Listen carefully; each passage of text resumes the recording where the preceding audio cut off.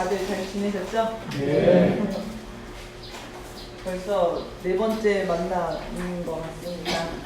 오늘은 부처님세계 제 네 번째 강의 날이고요.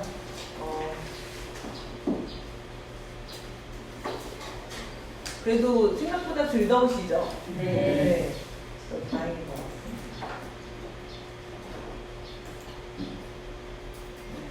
오늘 관여신경이 없다는 소리를 못 들어가지고 준비를 하고 있다가 네. 지난 시간에 우리 부처님께서 중점적으로 보셨던 거는 사문유관상에 대해서 보셨어요. 그래서 부처님께서 내 문에 성밖을 나가시는 모습을 보셨는데요. 오늘 잠깐 앞에 지난 거 한번 보고 이야기를 한번 해보도록 하겠습니다. 사문유관상에 사문을 보시고 그 다음에 노인을 보시고 병자를 보시고 그리고 장래 행렬을 보셨다라는 의미의 사문유관상의 그림이었던 것 같습니다. 그래서 이렇게 정리를 하면은 사문유관은 동문에서는 노인, 그리고 남문에서는 병자, 서문에서는 장래 행렬, 북문에서는 출가 수행자인 사문의 모습이었다. 사문은 행복, 니르바나를 찾아서 집을 떠나서 수행하고 있는 사람을 사문이라고 한다라고 되어 있었죠. 사문을 좀 더 구체적으로 살펴보면은 이렇습니다. 네. 스님 되게 귀여우시죠? 행복한 미소를 띄우고 계시는데, 사문이라고 할 때에는 부지런히 모든 좋은 일을 닦고 나쁜 일은 일으키지 않는다는 뜻으로 불문에 들어가서 돌을 닦는 사람을 말하는 것을 사문이라고 합니다. 당연히 그렇다니 믿으신 자의 마음 신자죠. 신심으로서 용락, 우리 지난 시간에 오용락에서 배우셨죠? 네. 오용락이 그때 뭐였어요? 제색신명수에서 제가 뭐예요? 재물이죠. 재물에 대한 욕심, 그리고 색은 색욕이었고요. 제색식, 그리고 식은 식탐과 같은 음식에 관한 거였고요. 제색신명수, 명은 명욕이었고 수은 수면욕이었습니다.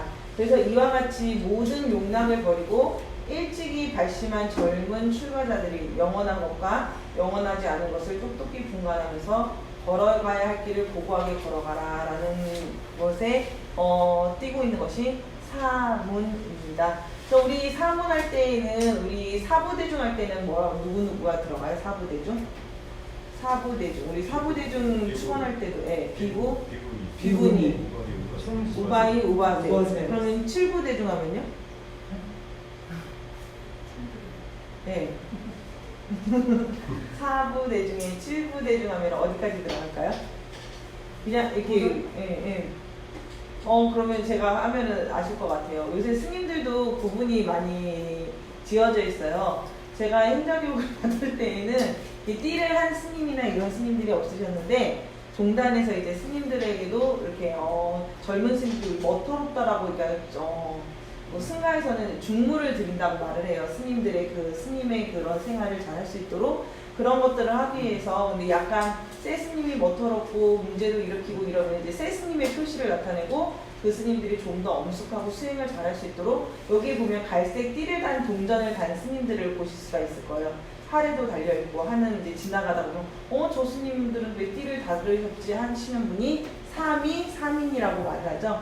비구계를 받기 이전의 스님들을 말합니다. 근데 비구니 스님들은 사민이와 비구니계를 받기 전에 식차마나니계를 한번 더 받습니다. 그 식차마나니까지 하면 5개가 되고, 그 다음에 우바세, 우바에서 칠부대중이라고 표현을 쓰기도 하는데요. 스님들의 그냥 이렇게 구분법이겠죠. 그래서 맨 처음에 우리 종단에서는 스님들 하면은 사문이라고 말을 할 때에는 스님들을 비구니 스님들, 그리고 지금 말했던 식차마나니, 사민이 스님까지를 다 말하는데, 요즘은 이렇게 단계가 다 지어져 있더라고요. 행자생활 6개월을 한 다음에 기본교육을 마친 다음에, 요새는 또 법계교육이라서 스님들이 시험을 되게 많이 봐요. 저는 출가할 때 스님들은 바람만 메고 어디든지 갈 수 있다는 마음으로 했는데 시험이 너무 많은 거예요. 그리고 한 번도 외워야 될 게 많고 너무 많아가지고 이걸 다 어떻게 하나 했더니 세월이 또 해주는 것들이 있더라고요. 그래서 그래서 요새는 뭐 3급 승가옷이다, 2급 승가옷이다, 뭐 1급 승가옷이다. 스님들도 이제 나태하지 않고 꾸준히 정진하실 수 있도록 종단에서 그렇게 책임지고 교육을 받고 이렇게 연수 교육을 하고 있는 걸로 알고 있습니다. 그래서 지금 봉영사에 오늘부터 아마 시작된 걸로 알고 있어요. 봉영사가 또 배우를 그 유런이 있는 그 비구니 사찰이라 수원 봉영사 아시죠? 가보신 분들도 있으실 것 같은데 네. 그 비구 스님들 강원하면은 아시는 강원이 어디 있어요? 기본교육이라고 하는 거의 큰 총림을 이루고 있는 데에는 다 있어요. 이렇게 띠돌른 스님들이 꼭 가서 공부를 해야 되는. 그래서 제가 우리 학생들한테 너 공부하기 스님은 대학교 보내줄게 라고 하는 대학들이 해인승가대학, 통도승가대학, 그리고 하엄사, 여기 지금 하엄사 포교도랑 있죠. 그래서 하엄사에도 승가대학이 있어요. 그래서 스님들이 강원이라고 해서 큰 사찰마다 뭐 송강사 강원도 있고 다 있고요. 비구니 스님들 강원으로 유명한 데는 우리나라에는 운문사라고 아시나요? 운문사. 나반존자님이 유명하시죠. 사리안이라는 큰 암자가 있어서. 그래서 그 나반존자님이 계시는 운문사가 가장 비구니 스님들 아마 지금 150명이 계셔서 지금 공부를 하신대요. 그래서 제가 있을 때는 250명에서 300분의 비구니 스님들이 계셨는데 지금은 이제 많이 추가하는 수행자들이 자녀분들이 적다 보니까 그래서 자꾸 줄다 보니까 150명이 있다 그러니까 150명한테 엄청나죠. 4학년까지 150명 이렇게 쭉 있고 그리고 그다음에 공명사 그리고 동학사 아실 거예요. 계룡사에 있는 동학사 그리고 청암사 그리고 삼선 승가대학이 있는데 비구니 스님들 강원 중에서 지금 공명사에서 지금 오늘부터 식차하나님 배를 2박 3일 동안 진행을 하고 있다. 그래서 이제 각 강원에 있는 3학년 스님들이 모여서 식차만한이라는 배를 한 번 더 받는 걸로 알고 있습니다. 그래서 우리 불자님들이 칠부대중이라는 말이 나오면은 다시 한번 말해볼게요. 비구, 비구니, 식차만하니, 사미, 사미니, 우바세, 우바리. 예. 그리고 우바세는 누구예요? 그럼 비구 스님은 아시죠? 비구 스님은 남자 스님을 비구 스님이라고 하고 그리고 비구니 스님은 여자 스님. 그러니까 식차만하니도 당연히 여자 스님이겠죠? 사미 스님은 누구예요? 비구 스님인데 동전을 달고 있는 기본교육 과정을 갖추고 있는 스님이시고 사미니 하면 여자 스님을 말해요. 그래서 우바세 하면요? 네, 남자 신도님들을 말하죠. 근데 우바세의 다른 말이 또 뭐 있어요? 네, 청신사. 청신사라는 말도 쓰고요.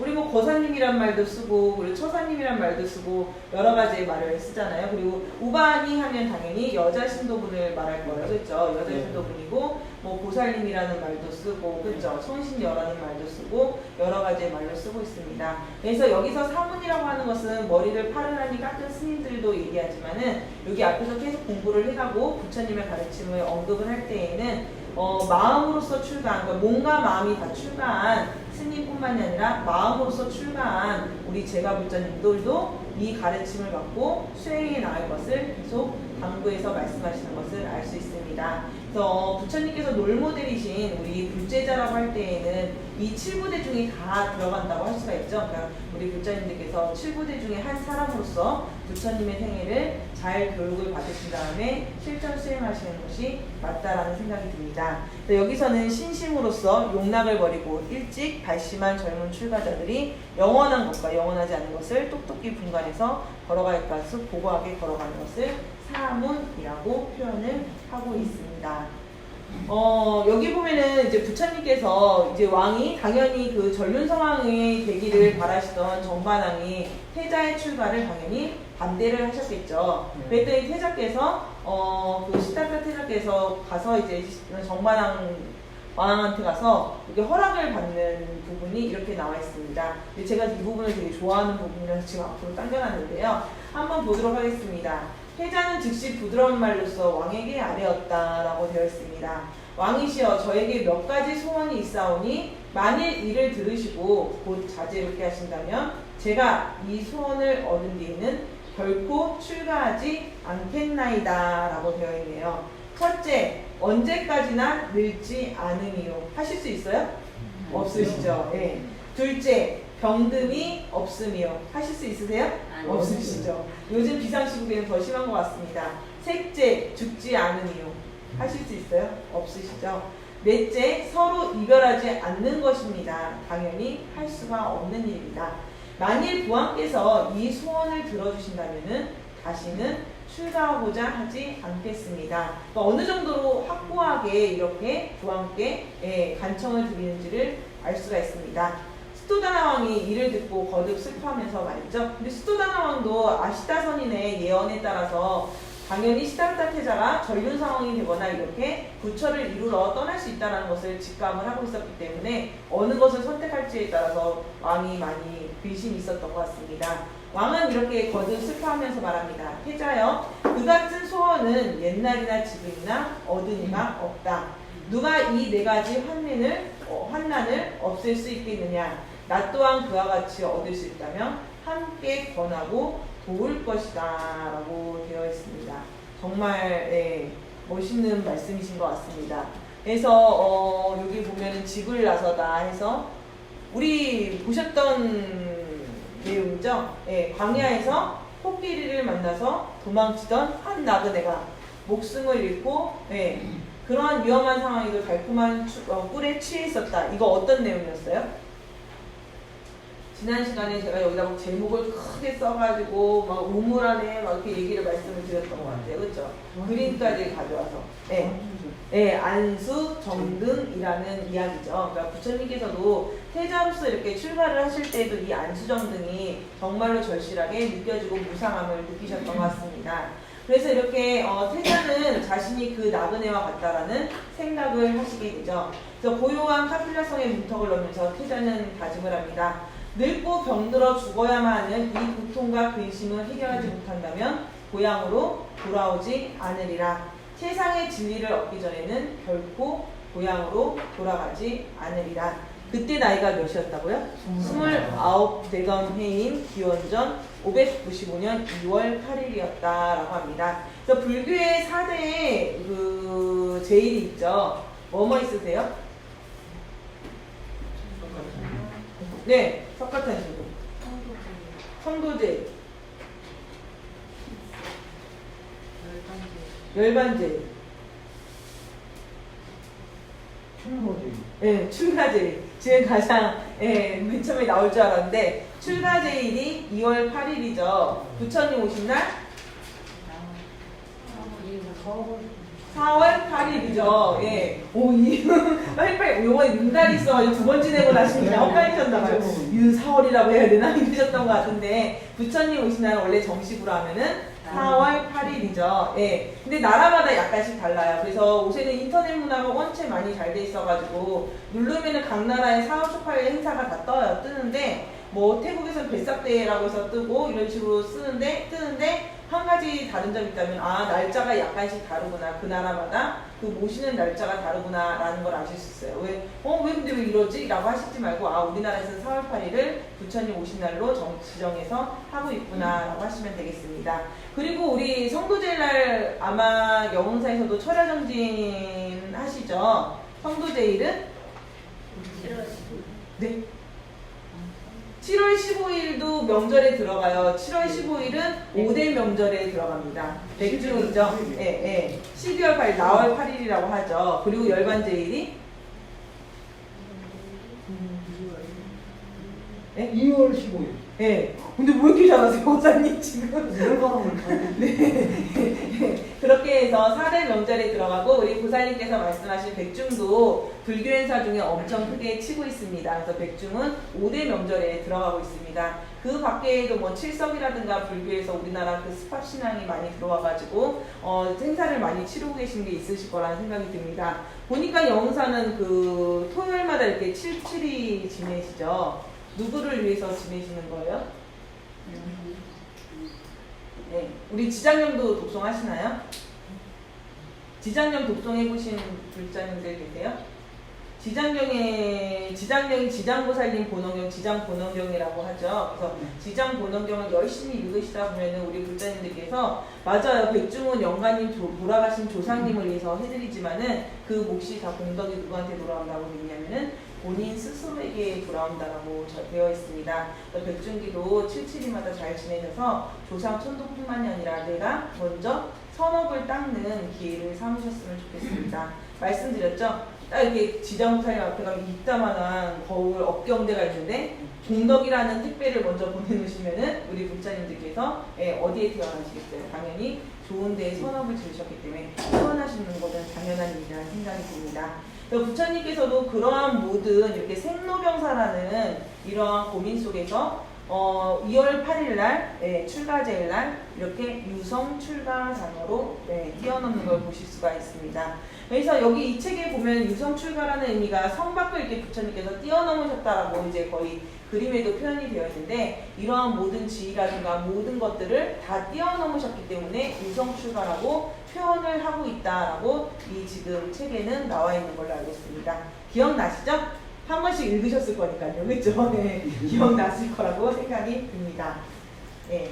그래서 이렇게 다시 한번 이 지금 안수정등이라는 표현이고요. 아들 나오라의 탄생은 어떻다고요? 속박을 낳았구나, 장애물이구나 라는 의미로 나올라 했기 때문에 그 이름이 아들 이름으로 그대로 갔다라고 말씀을 드렸습니다. 지난 시간에 정말 딱 알려드렸죠. 그 다음에 테마 보셨어요? 제가 테마 보시면은 안한존자를 구분하실 수 있을 겁니다 라고 했는데 보셨나요? 법담하시면은 꼭 한 번씩은 보셨으면 좋겠어요. 안한존자가 가장 10대 제일자 중에 젊은 분이기 때문에 그 테마 가운데 후불탱화에도 부분이 뚜렷하게 나타날 수 있을 거라고 생각이 든다라고 말씀을 드렸죠. 그래서 나올라보다 안한존자가 더 어리다라고 말씀을 드렸고요. 그리고 아들의 탄생은 부왕과 부인에게 위로가 되었고 부처님께서는 시다르타 태자는 출가를 결심하게 됩니다 라고 했습니다. 그래서 이거는 지난 시간에 나왔던 안수정등의 또 다른 그림이라고 할 수 있는데요. 여기에서 이 들불은 뭘 표시한다고 말씀드렸어요? 네, 근데 이 그림은 대부분의 사찰마다 벽화에 그려져 있어요. 이 안수정등의 그림. 광야의 들불은 윤회, 우리가 육도윤회하는 윤회를 의미한다라고 말씀을 드렸고요. 이 여기 지금 대롱대롱 매달려 있는 나그네는요? 네, 중생을 의미하죠. 중생이 이렇게 대롱대롱 매달려 있는 것과 같은 모습이고요. 그리고 어디에서는 사자로 표현이 됐고 지금은 코끼리로 표현되는데, 코끼리는 뭘 의미한다고요? 무상, 즉 세상의 덧없음을 비유하는 게 바로 이 코끼리라고 말씀을 드렸습니다. 그리고 우물은 이 세상에 있는 지금 이 세상을 말하는 것을 비유하고요. 그리고 등나무 덩굴은 인간의 수명을 얘기하고요. 그리고 넝쿨을 갉아먹는 것은 시시각각 목숨이 줄어드는 것을 말한다라고 되어 있습니다. 그리고 꿀벌의 집에서 떨어지는 꿀은 당연히 우리 인간의 오용약, 그래서 지난 시간에 오용약에 대해서 설명을 들었고요. 그리고 흰지와 검은지가 표시되어 있는데 흰지와 검은지는 낙과 밤이다. 그리고 세 마리의 독사는 삼진치, 삼독을 의미한다. 그리고 네 마리의 독사가 나왔을 때에는 우리 몸을 구성하는 지수, 화풍을 얘기한다 라고 되어 있습니다. 출가제일은 음력 8일인데 그쵸? 네, 잘못 내었는데요. 네. 이거 중단해서 이렇게 하여튼 2월 8일입니다. 제 생일을 표시해요.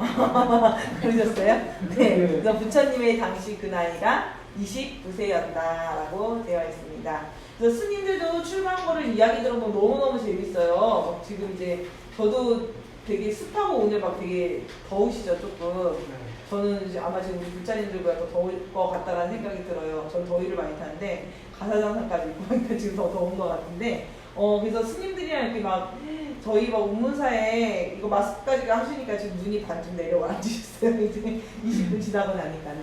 저는 이제 운문사에 저희 반이 70명이었어요. 저희 공부할 때. 그러니까는 저는 90년 중반에 삭발을 했는데, 그러니까는 그때는 아무래도 막 이렇게 또 출가붕이 또 스님들이 많이 되고 이러다 보니까는, 그래서 스님들끼리도 만나면 막 물어봐요. 근데 왜 출가했어? 막 이러면서 물어봐요. 근데 그 70명이라는 반에 스님들의 나이가 정말 달라요. 막 그 어린 스님들부터 시작해가지고, 제가 당연히 그 막 고등학교 졸업하고 막 바로바로 이렇게 올라왔기 때문에 되게 막내 쪽에 속했는데, 저희 반에 백씨라고 하는 가장 나이가 많은 스님이 저하고 24살 차이가 났어요. 그러니까 띠동갑이죠. 근데 그때는 50살 이전에 50 이후에는 출가가 안 됐었기 때문에, 지금 은퇴자 출가도 있고 막 여러 가지 종단법이 있어서 그런데, 그때는 더 그랬기 때문에 불구하고 24살 차이가 넘었는데도 당연히 그 스님은 40대 중반이었겠죠. 그래서 막 완전히 막 그랬었는데 물어보면, 아우 스님 왜 출가했어요? 했더니 어떤 스님이 그러더라고요. 아유 스님 저는 은행을 다녔대요. 은행에 근무하는데 새도 내 돈이 아니더래요. 그래서 무상함을 정말 이게 아닌데 라는 생각이 들어서 아 진짜 무상하구나 라는 생각이 들어서 출가를 하셨다면서 너무 깜짝 놀랐어요. 아 이런 일도 있구나 라는 생각이 들었는데 또 어떤 스님은 이러더라고요. 저보다 한 살 어린 스님이 있었는데 그 스님은 집안이 불교가 아니래요. 불교가 저 아닌데 꿈속에서 스님을 만났대요. 그리고 그 다음날 바로 출가를 해야 되겠다고 결심을 진짜 했대요. 그래서 본인이 소중하다는 걸 다 챙겼대요. 그래서 쇼핑백 두 개가 나왔대요. 그래서 뭘 챙겼대 했더니 그때는 저희 시대도 어떤 워크맨 그 아시죠? 음악 듣는 거? 그거랑 그리고 본인이 항상 안고 자는 곰돌이 인형이랑 막 해가지고 딱 챙기니까 본인이 소중한 게 딱 2개가 나왔대요. 그래서 그걸 들고 자기가 꿈에서 봤을 것 같은 사찰을 무조건 갔대요. 그래서 그 모친께서 말씀하시기를 그래 네가 얼마나 오래 버티고 있나 보자. 그래서 너는 잠도 많고 이럴 때 방을 정말 20년 동안 안 치우셨대요. 올 줄 알고. 그러니까는 장난으로 나간 줄 아신 거예요. 왜냐면 이제 고3이니까는 수능도 보고 이러니까 근데 그게 아니라 그 스님은 지금도 선방만 다니면서 정말 열심히 수행정진하는 스님이 됐어요. 그래서 은사 스님께서 당연히 어떻게 했어요? 쓰레기통에 다 갖다 넣으셨겠죠. 쇼핑백 2개는. 그래서 그런 경우도 봤고 어떤 스님은 이렇게 막 밤에 그 무용가 스님이었는데 막 열심히 노시다가 삭발을 하셨대요. 왜요? 이랬더니 너무 허무하시더래요. 놀고 왔는데. 그래서 공부를 진짜 마음 공부를 해야 되겠다라는 생각이 해서 들었다라는 소리를 들으면서 아 정말 가지각색의 이렇게 그 출가의 결심이 딱 연이 돼가지고 언젠가 딱 터트려가지고 이렇게 할 수 있는 연들이 정말 다양하구나라는 생각이 들었어요. 왜냐면 똑같이 막 놀고 했는데 그죠? 어떤 분은 지금도 놀고 막 하실 것 같은데 그 스님께서는 어쨌든 출가하실 마음이 생기셔서 출가를 하신 걸 보고 아 이것이 바로 선근이라는 생각이 들었어요. 선근거사님 뒤에 한 번만 주고 와 계시는데 아무튼 그런 생각이 들면서 선근을 많이 쌓으시고 우리 불자님들께서 다음 세계는 마음 공부를 좀 더 그러니까 뭐 출가 수행자로서 아니면 제가자로서 더 마음 공부를 확실하게 착실하게 하겠다라는 성근을 심으시면은 될 수 있다라는 거죠. 부처님께서도 어떠세요? 도솔전에서 내려오셨을 때 이유를 가지고 목적을 가지고 분명한 목적을 가지고 내려오셨기 때문에 이렇게 유성 출가의 마음을 기꺼이 내셨다라는 것을 알 수가 있습니다. 그래서 안수정등은 우리 불교에서 계속 나오는 얘기라서 한 번 더 언급을 해드렸고요. 그래서 우리 불자님들께서 뒤에 벽화에 딱 나오시면은 기쁜 마음으로 와서 나 이거 아는 그림인데 하면서 들불은 윤회를 상징하고 매달려있는 나그네는 중생을 상징하고 하시면서 보시면은 훨씬 머릿속에 잘 들어오실 거라는 생각이 듭니다. 시타르타 태자의 출가 의미에 대해서 한번 언급을 해보도록 하겠습니다. 당연히 앞에서 언급을 했듯이 생로병사, 늙음과 죽음의 고통을 해결하기 위해서 출가를 하셨다는 것은 구안과에 대하여서도 그렇고 부처님께서 성밖을 나서는 의미에서도 마찬가지라는 것입니다. 근데 당연히 이 늙음과 죽음의 고통을 해결하고 나서는 반드시 뭐가 이루어져야 돼요? 고통 속에 빠진 세상을 구제하기 위함이다. 그래서 상구보리 화화중생이라는 의미가 여기서도 정확하게 드러나 있는 것 같습니다. 늙음과 죽음의 고통을 해결한다는 것은 보리를 이루는 거겠죠. 그리고 고통에 빠진 세상을 구제하는 것은 교화액을 의미하기 때문에 상구보리 화화중생을 의미하기도 합니다. 그래서 시타르타의 출가는 위대한 포기이자 위대한 어린이였다라고 되어 있습니다. 제가자도 수행생활을 통해 고통을 극복하고 열반을 추구하는 것이 가능하다라고 되어 있죠. 아까 신출가, 그리고 마음과 몸과 마음이 출가하는 것 여러 가지 의미를 이야기해 드렸습니다. 그래서 이 그림에서는 부처님께서 말을 타고 시타르타 태자가 말을 타고 성을 나서는 모습이 되어 있습니다. 그리고 나서 이렇게 나서고 나서 시타르타의 그 출가 소식을 들은 수도다나 왕의 이 경전 이야기가 그대로 나와 있습니다. 국사와 대신들을 불러서 태자를 데려오라고 명령을 하시죠. 근데 보살 시타타는 아노마강을 건너서 말라죽의 땅으로 갔다. 사냥꾼과 옷을 바꿔 입은 보살은 보행하는 수행자를 만났다. 삶의 고통을 직시하는 그들의 눈은 밝게 빛나고 있었고 그들이 들려준 성자를 이야기하는 보살의 심장을 뛰게 하였다. 그래서 여기서 옷을 바꿔 입었다는 우리 분소의 지난 시간에도 이야기를 해드렸죠. 그래서 부처님께서 출가자가 갈아입은 옷은 분소의였다라고 했고요. 보살은 허술하고 더러운 옷 한 벌로 강력한 태학볕을 건디며 왼발로 쿠시나라로 향하였다. 나무 등걸이 기대에 갈라진 발을 문지르고 아픔을 달래고 있을 때 수도다나 왕이 보낸 사신을 만났다라고 되어 있습니다. 네, 당연히 뭐 이와 같은 말은 그대로 말을 나오겠죠. 태자님 궁으로 돌아가시지요. 조금만 때를 기다리면 온 세상이 태자님 발 아래 놓일 것입니다. 진리를 구하는 일을 반드시 깊은 숲속에서만 있는 것은 아니지 않습니까? 라고 말을 합니다. 그랬더니 부처님께서 이 시달차 세자가 말을 하죠. 땅의 권세는 제가 구하는 것이 아닙니다. 또한 누구를 따르기 위해 누구의 가르침을 실천하기 위해 출가한 것은 아닙니다. 숙명처럼 던져진 이 고통의 수령에서 벗어날 길을 반드시 찾을 것입니다. 내가 그 뜻을 성취하는 걸 여러분도 반드시 보게 될 것입니다. 라고 했더니 그들 가운데, 신하들 가운데 5명이 보살의 뒤를 따랐다라고 되어 있습니다. 이 5명은 뒤에도 후대에도 계속 나오는 것을 알 수가 있으실 것 같습니다.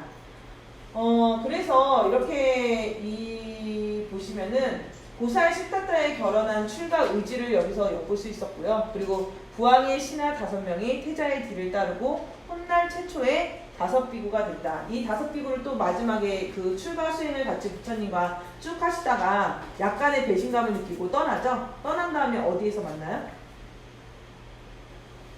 다시 부처님을 만나요. 부처님이 성도를 이루시고 나서 이 5비구를 다시 만나게 됩니다.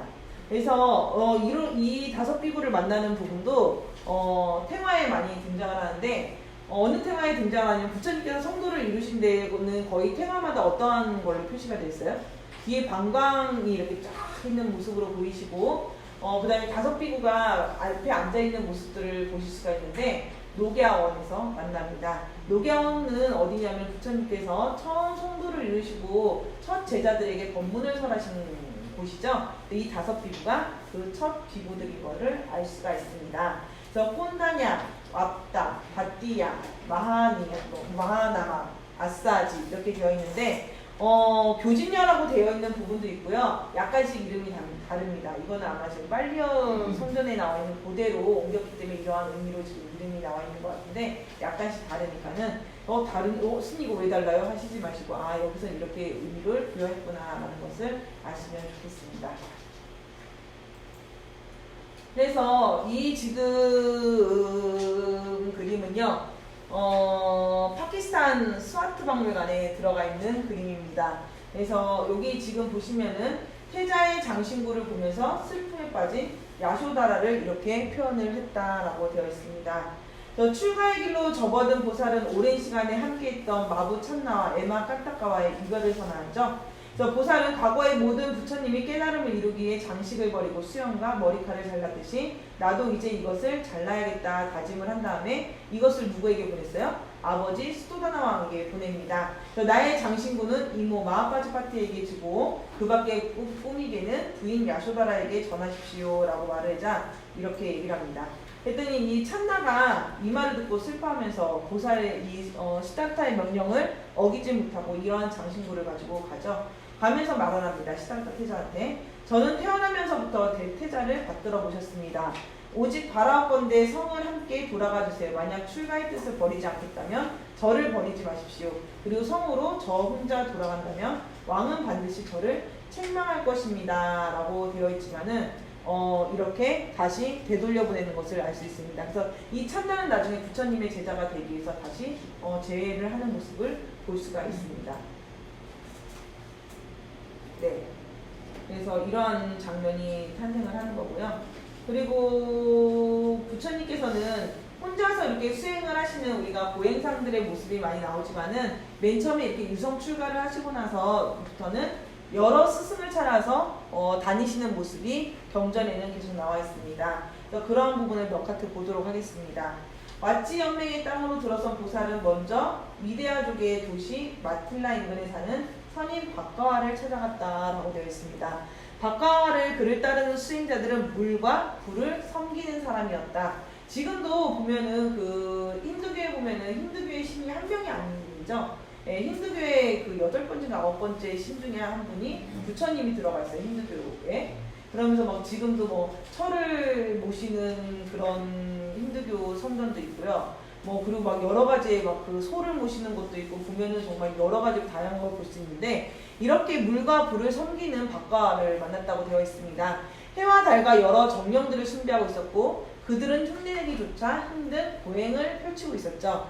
그래서 육체는 속박입니다. 온갖 고통 덩어리인 육체를 학대하고 괴롭혀 스스로 정하면 그 보상으로 천상에 태어나 최상의 즐거움을 누리게 살게 될 것입니다. 그러니까 지금 살아있는 시간에 고통을 당하면 어디에 태어난다고 믿어요? 천상에 태어나서 즐거움을 누리게 된다라는 그러한 것들이 이 시대에는 가장 많았던 것 같습니다.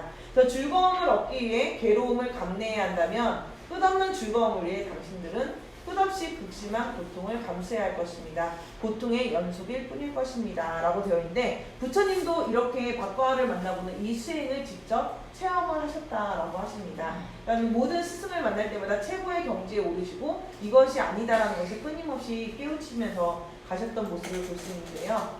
예, 그리고 나서 보살이 고행자들의 숲을 떠나 도착한 민차이족의 도시 외살리에는 부유하고 활기가 넘쳤다라고 해서 두 번째 스승을 만나간 것 같습니다.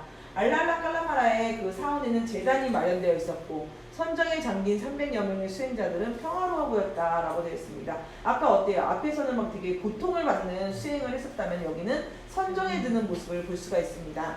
백발이 성성한 나이에도 표정과 움직임이 없었고 눈동자에는 진지함이 가득 찬 알랄라 깔라마가 보살을 맞이하였다라고 되어 있습니다. 우리 이렇게 갑갑하시죠? 이렇게 갑갑하시면 이렇게 팔도 흔드시고 조금 이렇게 움직였으면 좋겠어요. 좀 이렇게 움직이셔가지고 허리도 쭉 펴시고 이 시간이 되게 힘든 시간이시죠. 그래서 눈동자에는 진지함이 가득한 알랄라 깔라마가 보살을 맞이하면서 나는 고통스러운 윤회의 삶에서 벗어나는 지혜를 가리킵니다 라고 되어 있습니다. 생사에 윤회하며 고통을 겪는 것은 인간의 무지 때문입니다. 바른 수행으로 지혜를 얻으면 이 고통의 굴레에서 해탈할 수 있습니다 라고 되어 있습니다. 보살은 알랄라 깔라마가 104년 동안 수행에 매진할 104살이고 엄청나죠. 네, 부처님께서도 그 당시에 80세를 사셨으니까는 되게 지금 뭐 80세 그런데 요새는 또 보험도 100세 보장이라고 하죠. 아마 저희가 살아가는 또 앞으로의 세대는 더 긴 그런 게 보일 것 같은데 아무튼 이렇게 104살까지 살면서 수행에 매진을 하셨다고 되어 있습니다. 그래서 무수처 삼매를 경험하였지만 이것만으로는 진리의 세계에 이룰 수 없다는 것을 알게 되었다라고 되어 있습니다. 그러니까 부처님께서는 이렇게 선정에 드는 법을 분명히 앞에 계신 스승한테 배웠어요. 그렇죠? 근데 이 선정의 깊이도 단계가 여러 단계이다 보니까는 이 알랄라 깔라마가 얻었던 그러한 선정보다는 더 깊은 선정에 들어가셨기 때문에 부처를 이루셨다는 것을 말씀드리고 싶습니다. 그래서 함께 생각해 봅시다 라고 되어 있죠. 그래서 선임 박가와의 만남은 그들이 고행하는 이유는 당연히 천상에 태어나기 위해서 앞에 그 극단적으로 수행을 하셨던 그러한 스승들도 그렇죠. 천상에 태어나기 위한 것이었고 이렇게 보살의 목적은 윤회를 끊고 해탈을 열반에 드는 것이기 때문에 당연히 맞지가 않았겠죠. 그래서 다른 스승을 자꾸 옮겨가는 것을 알 수가 있습니다.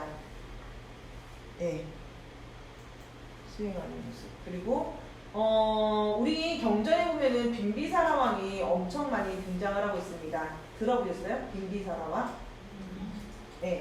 경전에 많이 등장을 하고 있는데 부처님께서 성도하시기 전에 벌써 빈비사라 왕과의 인연을 맺으신다는 것을 알 수가 있습니다. 한번 보도록 하겠습니다. 인도라는 나라고요. 그 보살은 드넓은 그 강가강 겐지즈강을 건너서 마가당으로 향했습니다. 보살은 새로운 문물과 그 사상의 도시 라자가성에 머물렀으며 출가 사문의 법식에 따라서 아침 일찍 거리로 탁발을 나갔다라고 되어 있습니다. 그러니까 이렇게 우리가 여기서도 볼 수 있듯이 탁발이라는 것이 부처님께서 맨 처음에 행하신 게 아니라 인도 수행자는 이 당시에도 벌써 탁발의 풍습이 있었다는 것을 알 수가 있겠죠. 몸집에는 위엄이 서렸고 눈동자와 얼굴은 빛나고 있었습니다. 신비한 사문에 대한 소문이 순식간에 나자가라 왕사성에 펼쳐졌습니다. 마가다국의 젊은 빈비사라 왕이 보살을 만나기 직접 수레를 몰고 빠따와산으로 갔다 되어 있죠. 그래서 당신은 젊고 기품이 넘치는군요. 사가족 왕자여, 당신처럼 귀한 분이 사문이 된다는 것은 애석한 일입니다. 제가 가진 것이면 무엇이든지 드릴 테니 이곳에서 삶을 즐기십시오라고 스카우트제의를 이때부터 한 것 같습니다. 그런데 이렇게 빈비사라 왕이 제안을 했지만 어때요? 시다르타 태자는 이렇게 말합니다. 저는 이미 왕의 자리를 버리고 출가한 사람입니다. 욕망에는 근심이 따른 것을 알고 저는 검푸른 머리카락을 자랐습니다. 쾌락은 쉽게 사라진다는 것을 알고 참다운 행복을 찾아서 사문의 길로 길로 들어섰습니다. 제가 원하는 것은 완전한 깨달음입니다. 라면서 빈부사라와 두 손에 내밀며 부탁을 거절했다. 라고 되어 있죠. 부탁을 했는데 소원대로 완전한 깨달음을 성취하거든 가장 먼저 이 도시를 찾아주십시오. 그래서 제일 먼저 저를 깨우쳐 주십시오. 그리고 나서 이렇게 37년 동안 빈비사라 왕과의 석가모니의 인연은 이어진다는 것을 알 수 있습니다. 왕사성에서 부처님께서 많이 설법을 행하셨고요. 빈비사라 왕은 부처님의 큰 시주아가 되어서 끝까지 함께한 도반으로 모습을 보이시고 계십니다.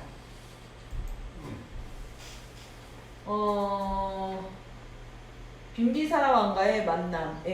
대왕의 땅을 거절하고 보살이 이 도시에 머물기를 권유하나 거절합니다. 깨달음을 얻은 후에 도시를 방문할 것을 요청했고 37년간 부처님과 빈비사라 왕의 우정이 시작되었다라는 것을 보여주고요. 여기 아마 빈비사라 왕이 부처님을 뵈러 가는 그러한 모습이 조각되어 있는 것으로 알 수 있습니다. 사문들의 도시 나자가하. 나자가는 진보적이고 혁신적인 사상가들로 북적였다라고 되어 있습니다. 이번 시간까지는 이제 부처님께서 다음 지금 1시간 더 하고 나면은 부처님께서 그 성도하신 모습까지 오늘 볼 예정이에요. 그리고 성도하시고 나서 뒷모습 설법을 하시는 모습부터는 아마 시간을 조금 더 길게 해가지고 우리 부처님들과 함께 부처님의 가르침에 대해서 좀 더 자세히 깊이 들어갈 예정이니까요. 여기 경전에 나와 있는 그대로 그 내용을 한번 살펴보도록 하겠습니다. 그래서 직접적인 체험과 자유로운 사고로 무장한 그들을 사람들은 사문이라 불렀다. 그들 가운데 뿌리나까사빠, 빠꾸나까따나 이러한 이름도 당연히 어디에 나온 거예요? 그대로 빨리어 경전에 있는 그 언어를 그대로 갖다 붙인 것 같습니다. 그래서 이렇게 여러 명의 사문들은 대중들에게 상당한 존경과 주목을 받고 있었다라고 되어 있습니다. 보살은 700명의 제자를 가르치고 있는 우따까라 라마푸타를 찾아갔다. 나는 스승 없이 스스로 깨달았습니다. 나는 모든 고통으로부터 해탈을 가르칩니다. 해탈이란 생각이 있는 것도 아니고 없는 것도 아닌 경지에 비상, 비비상, 처정을 말합니다. 그것이 곧 모든 고통으로부터의 해탈입니다. 라고 되어 있는데, 그러니까 부처님께서는 아까 그러한 스승들보다 훨씬 많은 경지에 올라가 있는 것을 여기서도 보여주고 있습니다. 네, 그래서 열심히 수행한 보살은 오래지 않아 비상, 비비상, 처정까지 경험하고 그 전모를 파악했습니다.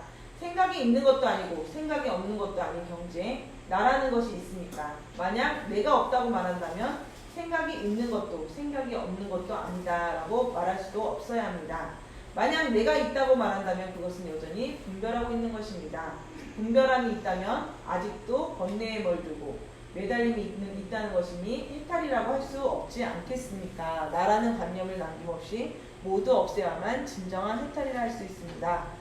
함께 교단을 이끌고자 하는 이러한 우따까라마타의 그 뿌리침도 하고 보살은 다시 남쪽으로 다른 스승을 위하면서 계속 만나는 여정을 보실 수가 있습니다. 그러니까 부처님께서도 우리 부자님들이 이 비상시국에도 이게 부처님의 생애를 공부하러 오실 수 있듯이 부처님도 계속 스승을 만나서 다시 수행을 하고 하는 그러한 반복들의 여정을 거치셔서 그러한 해탈의 경지에 오셨다는 것을 보실 수 있을 것 같습니다.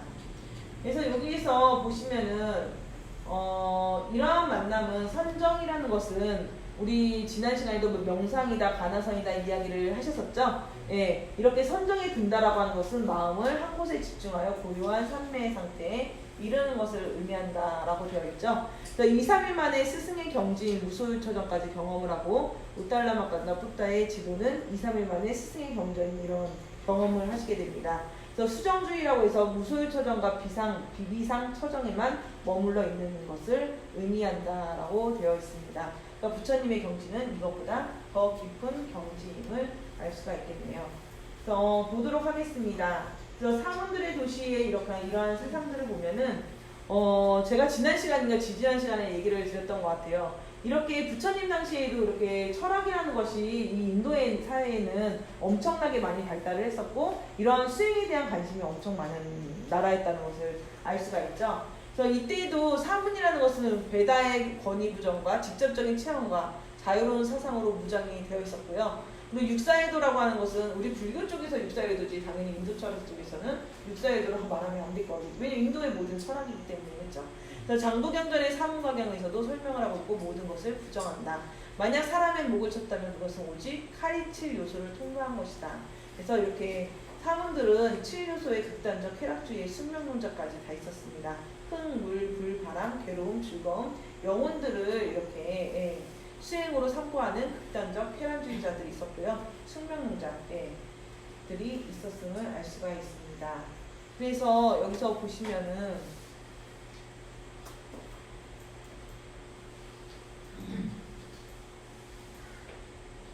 네.